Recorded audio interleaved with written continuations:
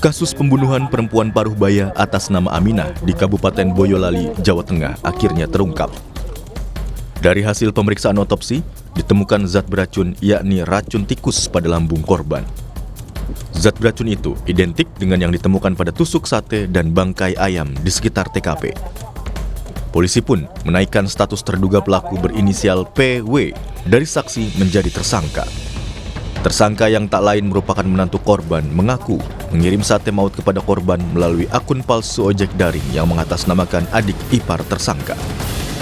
Motif tersangka melakukan pembunuhan berencana didasari rasa sakit hati terhadap korban yang selalu mengabaikan tersangka. Terduga pelaku dengan membeli sate tersebut, kemudian mencampur racun tikus yang pelaku beli ke dalam sate tersebut, kemudian dengan menggunakan akun palsu atau fake akun Gojek, kemudian terduga pelaku tersebut mengirimkan atau melalui gosen sate tersebut ke kediaman almarhum.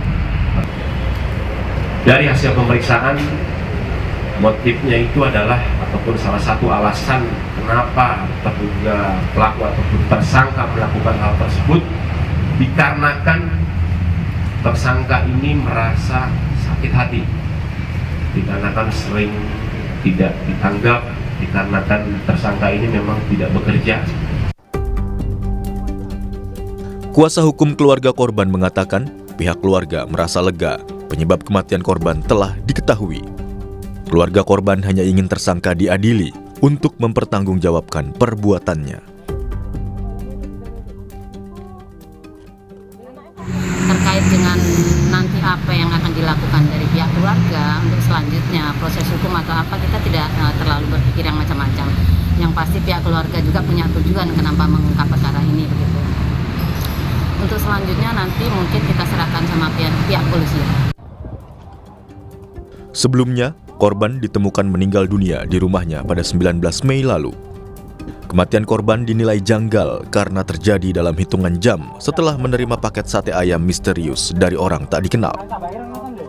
Setelah serangkaian penyelidikan, polisi akhirnya menetapkan menantu korban sebagai tersangka.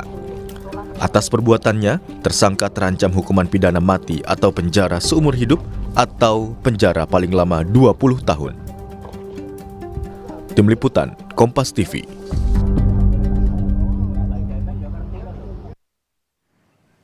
Untuk mengetahui informasi selengkapnya, Saudara, kita sudah terhubung dengan Kapolres Boyolali, AKBP Indra Maulana Syaputra. Selamat pagi, Pak Kapolres. Sebenarnya terkait dengan kasus... Selamat pagi, Mbak Nanda. Oke, terkait dengan kasus sate ayam beracun ini, sebenarnya bagaimana duduk perkara kasus ini terjadi sampai dengan kasus ini terungkap? Ya, terima kasih Mbak Nanda. Jadi awalnya kami dari Polres Boyolali menerima laporan masyarakat tentunya terkait adanya dugaan tindak pidana pembunuhan. Kemudian dari hasil laporan tersebut kami ketahui ternyata peristiwa yang dilaporkan tersebut sudah terjadi 1 minggu sebelum dilaporkan. Dan posisi jenazah saat itu sudah dimakamkan. Kemudian kami sampaikan kepada pihak keluarga dan dari pihak pelapor tentunya apabila akan dilakukan pengungkapan lebih lanjut terkait dengan penyebab dari meninggalnya almarhum ini, tentunya kita harus melakukan rangkaian proses penyelidikan dan penyidikan, diantaranya adalah pembongkaran makam atau ekshumasi yang harus kita laksanakan. Dan alhamdulillah dari pihak keluarga ataupun pelapor menyetujui hal tersebut. Kemudian kita melakukan rangkaian kegiatan ekshumasi. Kami dalam proses penyelidikan dan penyidikan ini, Satreskrim Polres Boyolali bekerja sama dengan kedokteran forensik Bitdokes Polda Jateng, Mbak, dan Puslapor Polda Jateng untuk melakukan serangkaian penyelidikan dan penyidikan dengan metode scientific crime investigation, Mbak. Begitu, Mbak. Oke, hasil temuannya apa setelah dilakukan otopsi, Pak Kapolres? Betul. Dari serangkaian kegiatan eksaminasi, kemudian kita juga melakukan uji laboratorium forensik terhadap beberapa alat bukti petunjuk, Mbak. Di antaranya ada bekas pakaian korban tentunya yang digunakan terakhir kali. Kemudian ada beberapa tusuk sate yang kita ketemukan juga. Kemudian juga ada ayam yang juga diduga mengkonsumsi sate tersebut dan turut meninggal.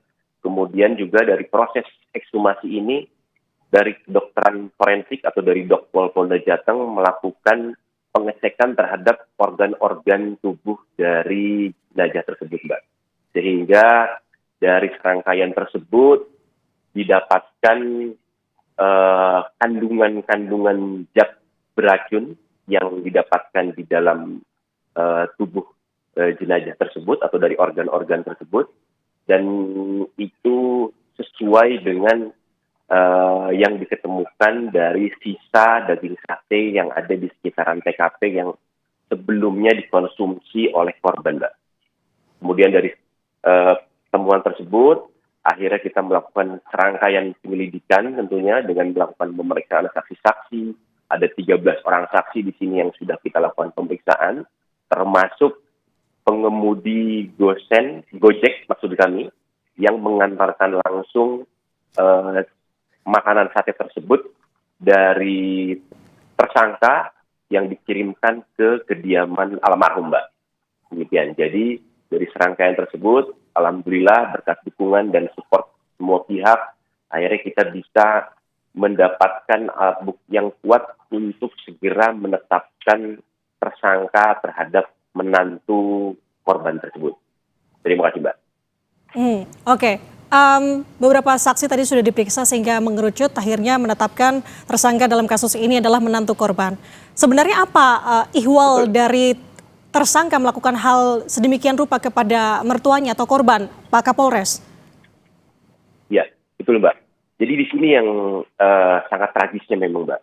Awalnya kami pun ketika mendapatkan laporan, kemudian kita melakukan olah TKP di tempat kejadian perkara, kita tidak menduga bahwa pelakunya adalah menantunya sendiri, Mbak. Namun setelah serangkaian penyidikan, kemudian juga pemeriksaan saksi-saksi lain, terutama kita melakukan pemeriksaan terhadap istri dari pelaku yang merupakan anak dari korban, kemudian dari pelaku sendiri, ternyata kami menemukan motif ataupun modus dari pelaku ataupun tersangka ini adalah karena tersangka ini merasa sakit hati terhadap mertuanya atau korban ini sendiri, dikarenakan seringkali dipojokkan karena mungkin si tersangka ini tidak mempunyai pekerjaan yang tetap, kemudian juga hanya istrinya saja yang bekerja, sehingga mungkin sering diceramahi ataupun diberikan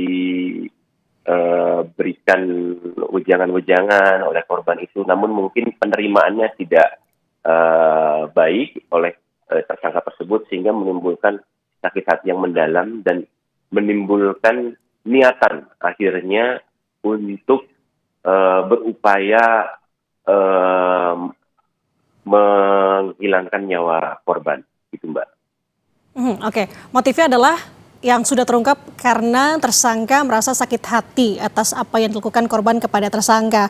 Tapi apakah ada motif lainnya mungkin yang ditemukan oleh polisi sejauh ini setelah melakukan pendalaman, Pak Kapolres? Apakah memang bagaimana sebenarnya hubungan antara tersangka dengan pelaku korban sejauh ini?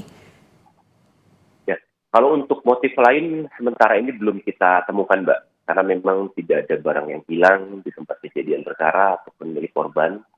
Kemudian juga untuk hubungannya sendiri sebetulnya hampir setiap minggu itu korban dengan pelaku ini pun sering kali ketemu, Mbak, karena jarak kediaman korban dengan pelaku ini kan tidak terlalu jauh.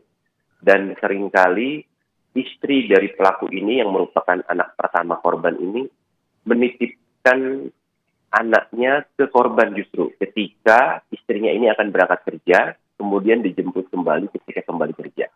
Sebetulnya cukup sering ketemu, sering komunikasi, namun ada hal-hal lain mungkin yang menyebabkan si pelaku atau tersangka ini merasa sakit hati yang mendalam terhadap korban, gitu Mbak. Oke, Pak Kapolres, terkait dengan kasus ini, apakah memang dilihat ini hanya ada tersangka atau pelaku tunggal saja, atau memang ada kemungkinan keterlibatan pihak lain dalam kasus ini? Sementara ini Mbak, dari hasil penyidikan dan penyelidikan yang kami lakukan, baru satu tersangka ini yang kita identifikasi dan memang terlibat dalam melakukan upaya menghilangkan seseorang ini Mbak.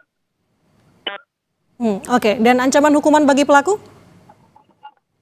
Jadi untuk pasal yang kami persangkakan terhadap tersangka yaitu pasal 459 atau pasal 458 ayat 1 Undang-Undang Nomor 1 Tahun 2023 tentang KUHP, Pak. Dan ancaman hukumnya yaitu pidana mati atau pidana penjara seumur hidup atau pidana penjara paling lama yaitu 20 tahun, Mbak. Oke, itu tadi penjelasan lengkap dari Kapolres Boyolali AKBP Indra Maulana Syaputra bahwa motifnya sakit hati dan kasus sate ayam beracun Boyolali sudah terungkap sejauh ini. Terima kasih atas waktunya sudah berbagi bersama kami di Sapa Indonesia Pagi. Pak Kapolres, sehat selalu, salam sehat. Terima kasih banyak Mbak Danda. Terima kasih banyak Mbak. Salam sehat selalu Mbak. Saudara, informasi usai jeda drone Israel